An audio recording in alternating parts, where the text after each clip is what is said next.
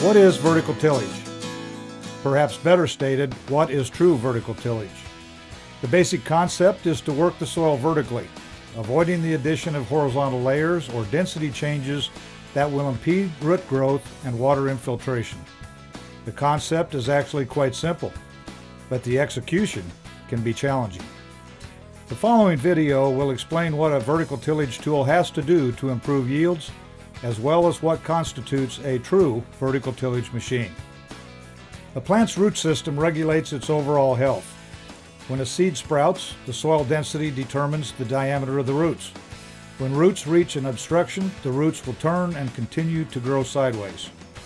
A plant with a shallow root system is more susceptible to drought and may not be able to withstand high winds, and definitely has a reduced yield potential. Most of the time, density change layers are formed by conventional tillage tools.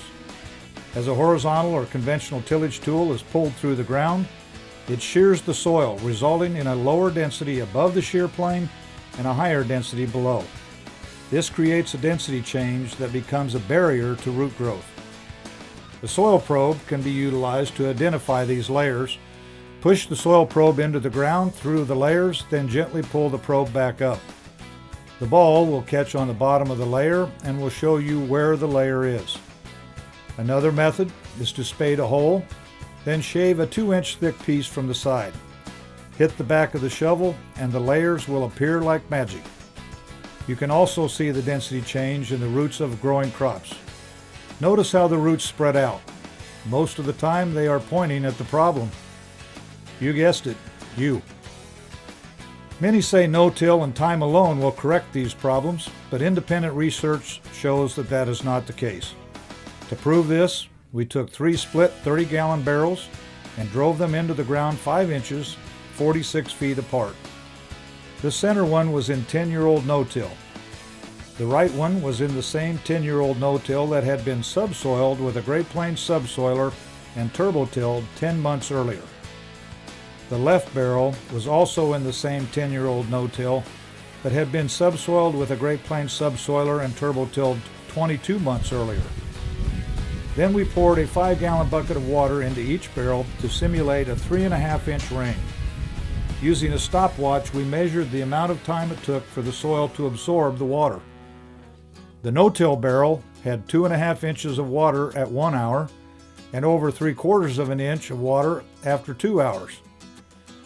That likely means that most of a 3.5-inch rain ran off, reducing soil moisture absorption and increasing erosion. So how did the vertical tilled area do?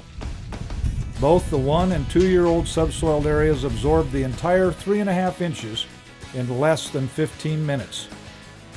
That means rather than running off, the moisture is now stored in the soil profile where the growing crop can utilize it, and there was no erosion. Uniform density not only allows the profile to take on more water, it also improves its ability to give it back. Through capillary action, the moisture can move back up to keep the plant healthy. Uniform density also allows the roots to go down and utilize more nitrogen and micronutrients. Maximum use of water, maximum use of nutrients.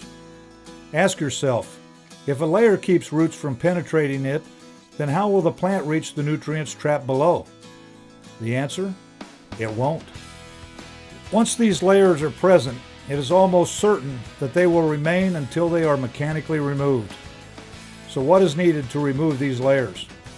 The best tool is an inline subsoiler. It's designed to reach under the layer and fracture it as it rolls over the tip.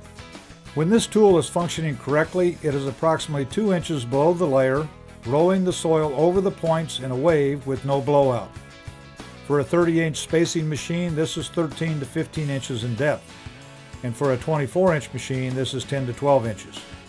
The shanks must be in line. To reset the entire width of the machine, a minimum of 6 inches of horizontal fracture must occur. Some manufacturers will stagger every other row to help the subsoiler pull easier, and it does, but it comes at a price. No longer do the shanks work together to create complete horizontal fracture. When the points work alone, they will just tear a hole in the ground, creating soft and hard spots that hinder uniform emergence. Another way to get rid of density layers is with a hybrid chisel like a turbo chisel, equipped with a heavy-duty toggle trip option. This unique tool is designed to work vertically and incorporates 50 to 60% of the residue as it destroys layers. It may take a few passes to completely remove the layers, but this tool is very effective. Finishing the reset profile is where the mistakes are generally made.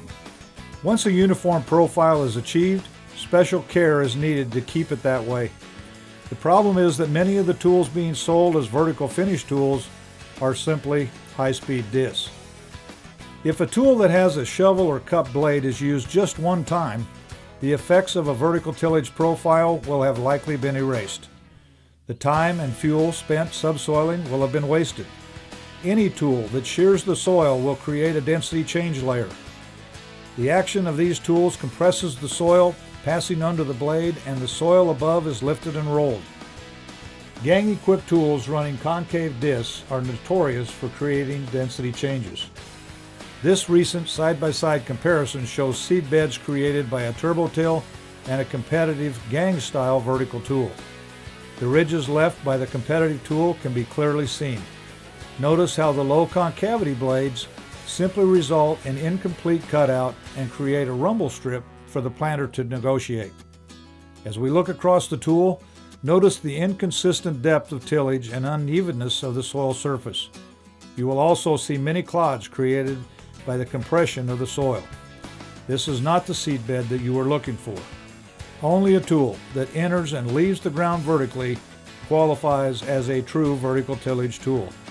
Even then, not all of them are created equally. There are some tools on the market that are vertical, but lack the ability to maintain consistent depth from blade to blade and lack an effective harrow system. They are equipped with individual coil spring-mounted coulters that flex as they are pulled through the soil, creating an uneven seed bed for the planter to plant on. Only a tool that combines all vertical tillage principles coupled with uniform depth from blade to blade will create the perfect seed bed. An excellent seed bed requires that all coulters are operated at the same depth, followed by a harrow that removes any high spots on the floor of the seed bed. You might be asking, does vertical tillage really equate to increased yields? Is this really all worth it? The answer is yes. An independent crop consultant took 6 fields in a corn-soybean rotation to test the value of vertical tillage. He started by subsoiling all of the fields to make sure they were consistent. Half of each field was then farmed vertically. The other half was farmed conventionally for the next 5 years. The vertical tillage protocol was, following soybeans, the ground was subsoiled in the fall, then vertically finished in the spring. Following corn, the soybeans were no-tilled into corn stalks. The conventional protocol called for the same process every year. Following both soybeans and corn, the ground was chisel plowed in the fall and then disked and field cultivated twice in the spring. The result was a 12.7 bushel average corn yield increase on the vertical tilled portion of the fields. 12.7 bushels of corn every year by only changing your tillage system.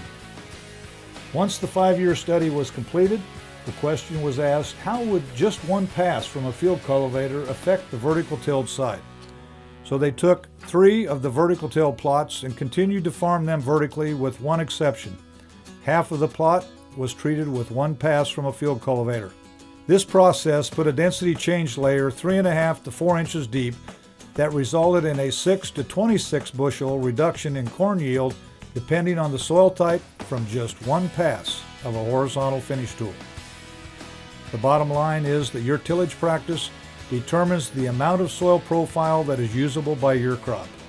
Do you want to restrict your yield potential by using a shallow root zone created by horizontal tillage, or do you want to unleash hidden yield potential in your fields with an unrestricted root zone created by vertical tillage? To learn more about vertical tillage and the tools that make this concept a reality, stop by your local Great Plains dealer or visit us at www.greatplainsag.com.